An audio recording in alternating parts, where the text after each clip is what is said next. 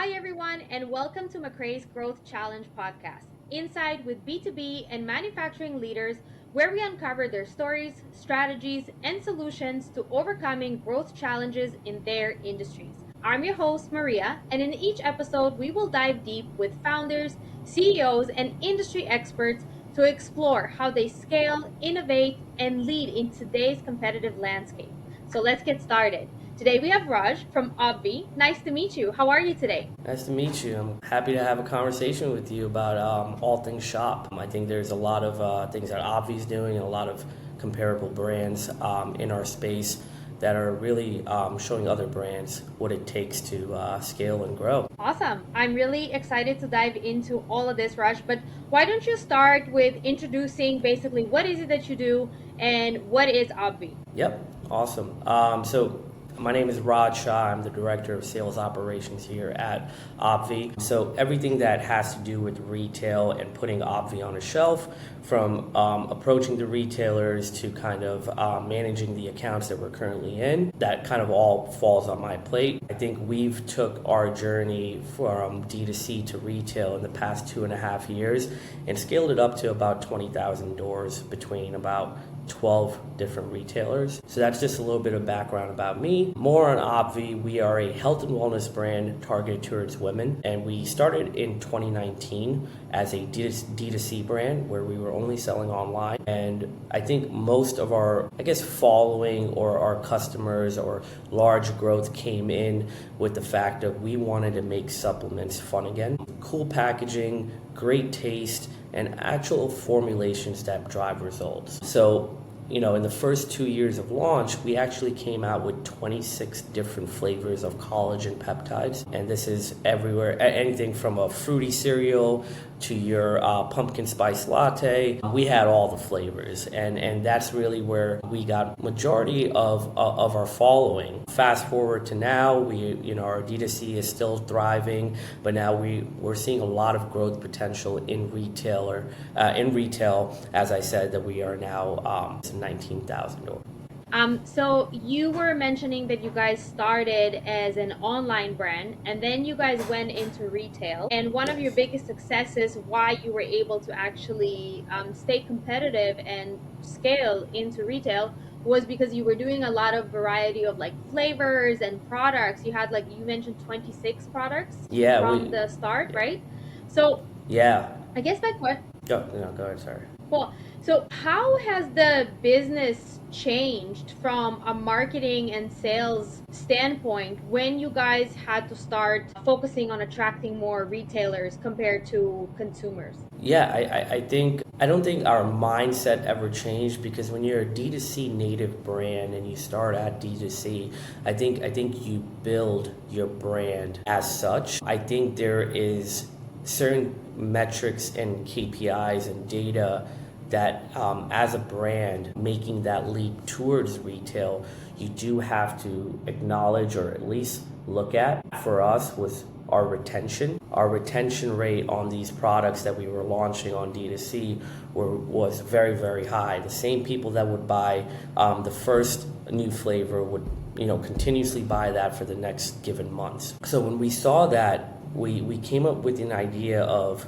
we want to meet our customers where they're at, right? Instead of the 3 to 5 day shipping time, we rather be at their local vitamin shop or their local GNC or their Walmart. So that was a tall tale sign for us that we need to start attacking retail. And as far as what has really changed for us is I think the idea of competition gets that much more apparent when a CPG brand that was D2C native now is in retail, right? Because now you're going to the stores and you see your competition right there, right next to you, maybe $2 or $3 cheaper, or $2 or $3 higher, right? So understanding that and kind of just adjusting and doing the things you need to do to stay competitive, and also making sure that you're providing something different than all the other products that you're sitting next to. What we've also learned when we attacked retail was it's not a copy and paste type of thing. So whatever was working on D2C, you can't just copy and then paste that into retail. I'll give you an example of that is we launched as a flavored collagen brand. When we went to retail, our first retailer was Vitamin Shop. We thought that we can do the same thing in store, which was take our best flavors and put it into what we didn't understand is that 80% of the collagen takers take unflavored, right? So now you're already working within a niche that has a niche, right? And we try to launch as a flavored collagen brand, not knowing that 80% only take unflavored. So when we only launched flavored collagen powders, it didn't do as well. So, we learned that very, very quick into our first retail. We changed that up, and now, our unflavored, not only in Vitamin Shop, our first retailer, but it's our number one product in retail. So again, launching as a flavored company, but then retail is completely different for us, where we've, added into unflavored. What is it that you guys are currently doing, especially with regards to, let's say, digital marketing or your, sales and networking opportunities or your product? Like, what is it that you guys are working on right now to stay competitive and ahead of the curve? Yeah, I think, we use a lot of, our CMO is one of, I might sound biased, but he's one of the best in the industry. He looks for partners in all aspects of marketing for a CPG brand. So whether that be affiliate marketing, certain partners that we can partner with on Meta, on TikTok, we've started doing Instagram live shopping, where our lives are becoming live videos that our customers can engage with, to shop with, right? So that's huge. We're also the largest collagen community on Facebook. So if you look us up on Facebook at Obvi, just type in Obvi community, we're at 120, maybe a little bit higher, 120,000 members on our communities.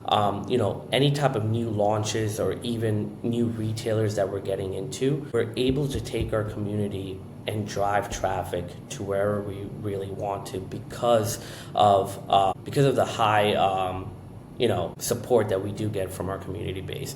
And again, this isn't a community where the brand is doing most of the talking and just trying to promote their products or promote our sales or anything like that. This is a group of majority women, where they come together and tell the community where they are in their journey with Obvi. So most of our testimonials, most of what we're going to be doing next, most of our new flavors that we launch come from our community. That's awesome. So you guys listen basically to your customers and then adjust it.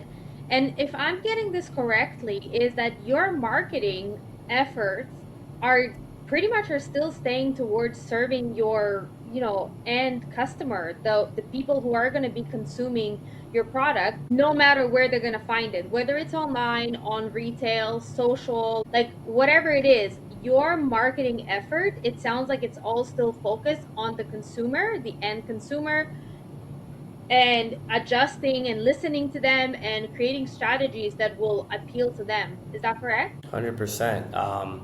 It's great to be on shelf, but if you have no one taking you off of shelf, that's a bigger problem than anything else. So you definitely hit that on the nail. We definitely, even if we're marketing for retail, it's letting our customers know, hey, Midwest area, we are now at your local Fresh Time, right? And Fresh Time is very prominent in the Midwest.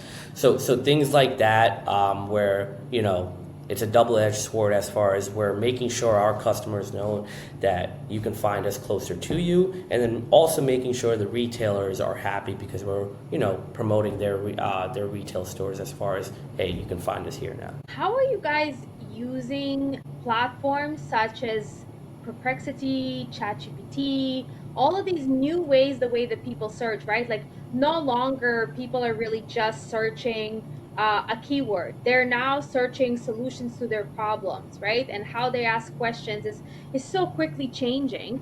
How are you guys adapting to those changes? I think our website right now is amazing. We have a lot of support systems that are used as AI, like a chat bot, or even some of the AI UGC content that can be created for our products. Show that justification more than just reading a little blurb about the product. So if you can see the product in motion, if you can see the powder of our products is very, very dissolvable. That kind of show it's not only reading it, but now you're seeing it, which makes a more educated purchase for the consumer, so they feel good about it when they press checkout.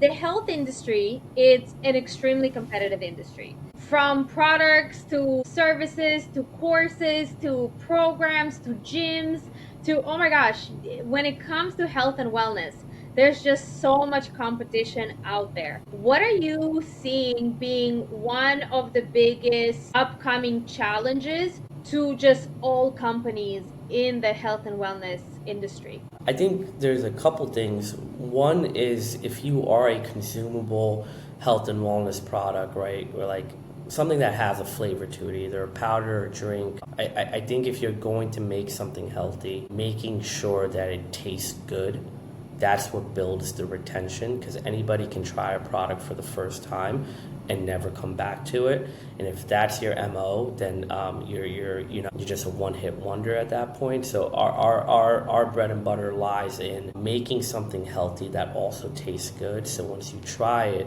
you're definitely coming back. That's number one. Number two is if you can master those two things and then also make sure that your pricing is great, where now you're offering something that's healthy, that tastes good at a very affordable price, especially in today's market or economy. Health and wellness, especially supplements, they're seen as a luxury product. So making luxury products affordable, again, with it tasting good and having real results, I think that's a recipe for success. Yeah, and then placement itself, right? Like, another thing that we thought going into retail was, we are a supplement company. We can only be in supplement stores. But currently, our grocery channel is our number one channel for the brand. So knowing where your customer, where your personal customers shop at. Two, where can you build net new customers, right? And kind of just making sure your pricing, your flavoring, and your actual formulation is doesn't only drive results, but it's also different, right? I'll give you an example of that. Most of our, since our collagen powders, when we launched, we've extended our catalog to a lot more supplements like hydration, like greens, like fat burners. But the brand theme that we have across our whole catalog is our 5 types of collagen. So even our greens has our 5 types of collagen, right? On the consumer end, what that kind of gives in is I'm getting a greens product, but I'm also getting collagen. So that's the bang for your buck. Yeah, you're getting that protein and the minerals and the vitamins. It's perfect. Exactly. Yep. It's so hard to find. So hard to find a combination of protein and the minerals and the vitamins that you need in one product. Some products are just protein. Some products are just vitamins and minerals. So getting something together that is in one. Also, with the busy schedule that people have, like what could be easier than just taking 2 scoops of something, mixing it with water, and then just chugging it, knowing that it's good for you, and then just keep going with your day, right? Yeah, it's more of a convenience factor. It's even a price point factor, right? Yeah, I can buy greens here and then collagen here, and now I'm at $60, or I can spend $29.99 for a collagen green supplement. Absolutely. And again, like not everybody always has time to sit down and have a full meal that will give them those things. And it's still important to maintain, baseline of health no matter how you're going to get it, right? Yep, 100%. Yeah. Question for you. I'm so curious to know, Again, everything is changing so quickly. AI, technologies, everything is Yeah. like we're really on the cusp of a new thing that is going to come down the pipeline. What is the vision for Obvi next, let's say, 5 years? Like, where do you guys see yourself? We are taking a full, 100% approach to retail. Again, just because our D2C is at a point where now we've been online for about 6 years, we have great retention there. So we're always going to be growing our D2C, but retail in the next 5 years, we see our dream list or our kill list being, succeeded as far as the Albertsons, the Kroger, the Whole Foods, Wegmans, accounts that, not only will kind of help our personal customers, really get closer to them with our products. But this will bring in, the net new customers that I was just talking about. We need to be on shelf at Whole Foods and Wegmans, because if you look at the aisle right now, it's just not as inviting that it should be. And again, I could sound biased here, but again, with our packaging, with our flavoring, and just our design, it does stop people in their tracks. So in the next 5 years, I see at least another anywhere from 30 to 40,000 doors for us across major retail, and really honing in on what Obvi stands for, which is becoming the obvious choice for women's health and wellness needs. Awesome. I love that. Raj, thank you so much for your time today. This was wonderful. Thank you so much, Maria. It was great talking to you.